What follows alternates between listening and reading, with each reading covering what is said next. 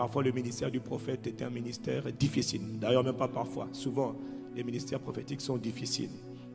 Mais que Dieu soutienne tous les prophètes. Vous savez, pendant longtemps, l'ennemi a beaucoup travaillé à opposer les prophètes et les apôtres de Christ. Les apôtres et les prophètes de Christ se sont beaucoup opposés.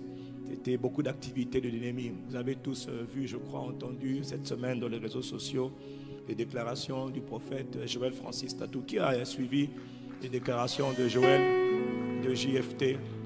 Qui a suivi les déclarations? Ok, beaucoup n'ont pas suivi, mais certains ont suivi, gloire à Dieu. Et il a parlé pendant à peu près une dizaine de minutes, après le moment de réconciliation avec le pasteur, l'apôtre Marcelo Tounassi. Lui-même, il a tenu à parler le dimanche dernier. Vous savez, la grandeur d'un homme dépend aussi de sa capacité à savoir se remettre en cause. Ok, je vais vous dire une chose, hein. Dieu construit les hommes de Dieu. C'est-à-dire, quand Dieu appelle un homme, lui-même, on a parlé d'Abraham, le père de la foi. Dieu n'a pas bâti Abraham en un an, hein, en 10 ans. Hein. Dieu a travaillé Abraham. Dieu a taillé Abraham. Dieu a façonné Abraham. Il n'est pas devenu le père de la foi comme ça, en chantant dans son nom. Il a été éprouvé. Abraham a fait des erreurs, hein, oui ou non? Oui ou non? Abraham a fait des erreurs, mais il est le père de la foi. Donc Dieu n'attend pas qu'on soit des hommes de Dieu parfaits. Non, c'est un Dieu parfait qui travaille avec des hommes imparfaits. Et les hommes de Dieu peuvent se tromper. Moi qui parle, j'ai fait des erreurs. Moi qui parle, j'ai même enseigné des choses. J'avais fait une série à l'époque, il y a longtemps. J'ai même envie d'oublier ça. J'avais fait une série qu'on appelle les lois mentales, qui m'a valu des attaques, francs-maçons, sorciers, augures, magiciens, féticheurs. Tout ça pour moi, hein, on avait dit ça là. Et c'est vrai que, vous savez, un homme de Dieu n'enseigne que ce qu'il peut enseigner jusqu'au jour où Dieu lui permet de mieux comprendre certaines choses, puisqu'on connaît seulement en partie. Dans le prophète Joël Francis Tatou, lui aussi a dit des choses pour lesquelles il s'est repenti. Il a demandé pardon publiquement pour ceux qu'il avait dit qui avaient égaré les gens. Et il a dit qu'il allait se reconcentrer sur le ministère, sur l'appel authentique que Dieu lui avait donné, le message du réveil. Et beaucoup ont commencé à polémiquer. Certains se sont réjouis. D'autres ont dit non, c'est du n'importe quoi. Sachez une chose, c'est que nous sommes réjouis. Nous sommes bénis. Nous sommes heureux. Et je dois vous dire, non, je le dis simplement, ne jetez jamais la pierre sur quelqu'un que Dieu a oint. Ce n'est pas parce que Dieu a oint quelqu'un que la personne est parfaite. Non, mais Dieu a oint. Ne critiquez pas ceux qui sont oints, ceux qui sont appelés de Dieu. Et moi qui parle, j'ai enseigné des choses qui n'étaient pas bonnes hier. Et puis quand Dieu m'a parlé, je me suis recadré, je me suis reconcentré sur le message du Christ. Et depuis 2017, quand le Seigneur m'a parlé en janvier 2017, ceux qui continuent à m'accuser, ils m'accusent encore. Moi, j'ai changé le virage. Le Seigneur m'a dit, voilà la parole que tu vas enseigner. Voilà pourquoi ma vie a connu un changement depuis 2017. Vous voyez, donc Dieu travaille avec les hommes petit à petit. Il a travaillé avec Abraham, il a emmené Abraham. C'est Dieu qui fait les hommes. Ne critiquez pas trop facilement les hommes de Dieu. Ils portent de lourdes responsabilités, et les hommes de Dieu aussi sont attaqués. Tu n'as pas entendu toi, amen. Voilà pourquoi on doit prier pour ceux que Dieu a. Ouais. Il y en a qui ne sont pas appelés, mais qui sont pasteurs. Il faut les laisser. Mais il y en a qui sont appelés et qui sont ministres de Dieu. Et les apôtres et les prophètes de Christ sont beaucoup combattus par le monde des esprits. Parce que c'est sur les prophètes, les apôtres et les prophètes que Dieu a établi l'Église. Tu vois? Donc voilà pourquoi ce que le prophète JFT a dit nous a réjouis. Nous avons rendu grâce à Dieu. Et je veux que l'Église sache que nous avons décidé d'oublier le passé, nos malentendus, nos différences, nos désaccords. Ce que JFT a fait avec le pasteur Marcelo. Nous sommes assis, hein, je vous le dis, nous sommes assis. Avec le pasteur Marcelo, nous sommes assis. Avec JFT, nous sommes assis. Avec le pasteur Sanogo, nous sommes assis. On a parlé en frère, en bonne intelligence, en toute humilité. Quelqu'un me donne un bon amen. Voilà, nous avons décidé de travailler la main ensemble. Nous avons décidé aussi de veiller les uns sur les autres. Je suis le gardien de mon frère, je suis le gardien de ma soeur. Nous refusons de nous faire la guerre. Non, nous sommes ensemble, les apôtres et les prophètes de Christ. C'est pour le bien du corps. Dans le corps, il y a les yeux, il y a les oreilles, il y a les pieds, il y a tout. Et chaque apôtre et chaque prophète a son mode opératoire. Quelqu'un me donne un bon amen. Donc vous qui ne connaissez pas le prophète Tatou et même de manière générale les autres prophètes, je parle des prophètes de Christ. Je ne parle pas des aventuriers ou des embrouilleurs. Je parle des prophètes de Christ. Donc voilà, que la famille sache que nous veillons désormais les uns sur les autres. Je lui ai dit, Joël, je t'écoute. Hein. Si tu dis des choses, je t'attaque. Non, je ne t'attaque pas. On s'appelle les uns les autres. On s'encourage. Dieu veut qu'on veille les uns sur les autres. Dieu veut qu'on s'encourage les uns les autres. Amen. Voilà. Et ça, c'est bon pour le corps. C'est bon pour le corps. Le corps de Christ dans tous nos pays. Le corps de Christ a besoin de l'unité et non pas des divisions entre les apôtres, j'insiste, et les prophètes. Que quelqu'un acclame Dieu pour la grâce qu'il a accordée à son corps, à son église. Voilà. Et d'ailleurs, pour envoyer un clin d'œil, il y a une photo, je crois que je vous ai envoyé, pour envoyer une photo qui confirme mes paroles. Donnez-moi la photo que je vous ai envoyée. Il y a une photo quelque part. Voilà.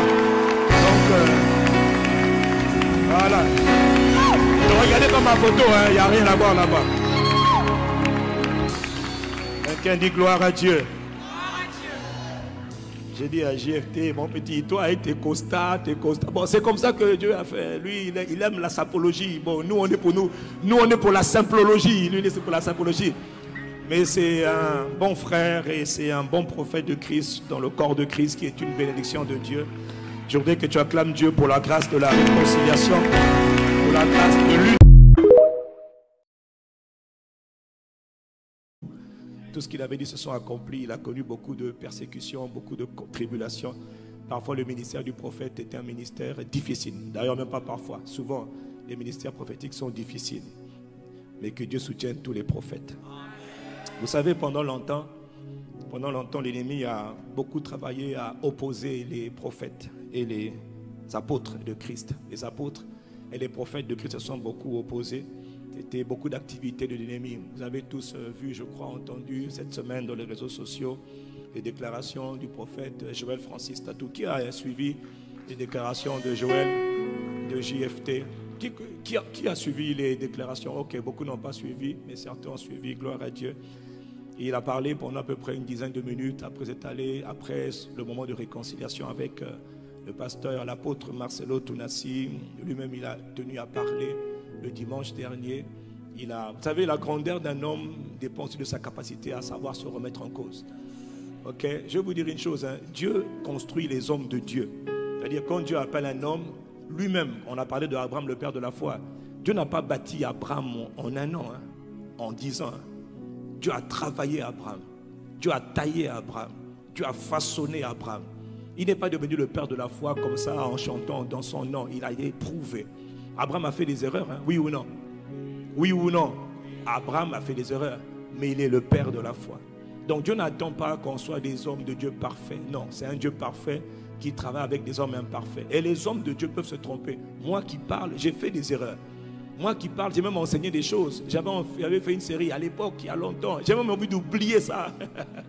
J'avais fait une série qu'on appelle les lois mentales, qui m'a valu des attaques, francs-maçons, sorciers, augures, magiciens, féticheurs. Tout ça pour moi, hein, on avait dit ça là. Et c'est vrai que, vous savez, un homme de Dieu n'enseigne que ce qu'il peut enseigner jusqu'au jour où Dieu lui permet de mieux comprendre certaines choses, puisqu'on connaît seulement en partie.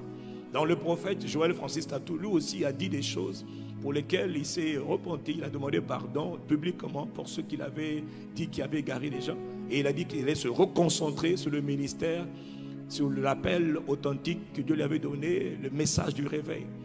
Et beaucoup ont commencé à polémiquer. Certains se sont réjouis, d'autres ont dit non, c'est du n'importe quoi. Sachez une chose, c'est que nous sommes réjouis. Nous sommes bénis, nous sommes heureux. Et je dois vous dire, non, je le dis simplement, ne jetez jamais la pierre sur quelqu'un que Dieu a oint. Ce n'est pas parce que Dieu a oint quelqu'un que la personne est parfaite. Non, mais Dieu a oint. Ne critiquez pas ceux qui sont oints, ceux qui sont appelés de Dieu. Et moi qui parle, j'ai enseigné des choses qui n'étaient pas bonnes hier. Et puis quand Dieu m'a parlé, je me suis recadré, je me suis reconcentré sur le message du Christ.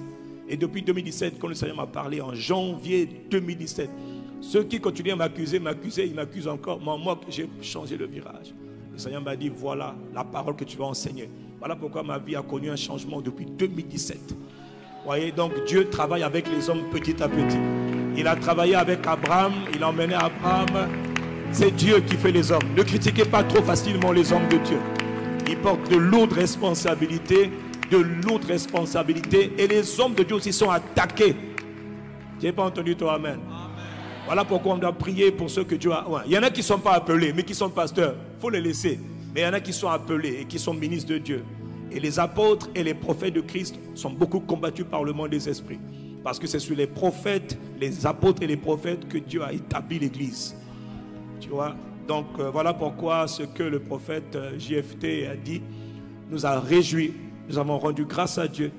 Et je veux que l'Église sache que nous avons décidé d'oublier le passé, nos malentendus, nos différences, nos désaccords.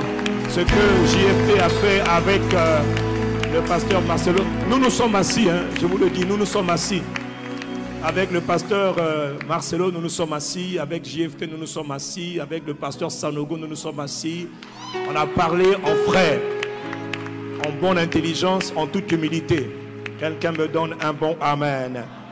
Voilà, nous avons décidé de travailler la main ensemble. Nous avons décidé aussi de veiller les uns sur les autres. Je suis le gardien de mon frère, je suis le gardien de ma soeur. Nous refusons de nous faire la guerre. Non, nous sommes ensemble, les apôtres et les prophètes de Christ. C'est pour le bien du corps.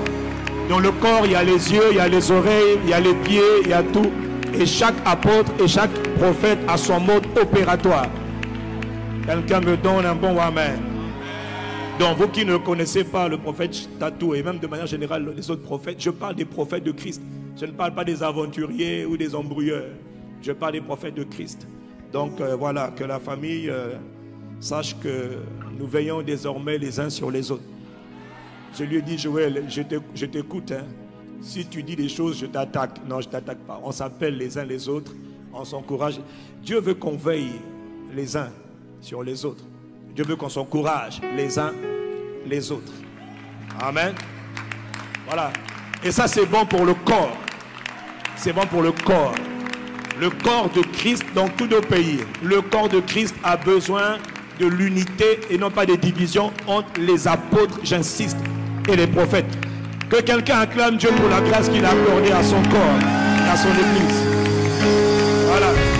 Et d'ailleurs, pour envoyer un clin d'œil, il y a une photo, je crois que je vous ai envoyé, pour envoyer une photo qui confirme mes paroles. Donnez-moi la photo que je vous ai envoyée. Il y a une photo quelque part.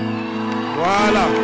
Donc, voilà. Ne regardez pas ma photo, hein. Il n'y a rien à voir là-bas. Quelqu'un dit gloire à Dieu. J'ai dit à JFT, mon petit, toi avec tes costards, Bon, c'est comme ça que Dieu a fait. Lui, il aime la sapologie. Bon, nous, on est pour nous. Nous, on est pour la simplologie. Lui, c'est pour la sapologie. Mais c'est un bon frère et c'est un bon prophète de Christ dans le corps de Christ qui est une bénédiction de Dieu. Je voudrais que tu acclames Dieu pour la grâce de la réconciliation, pour la grâce de l'unité.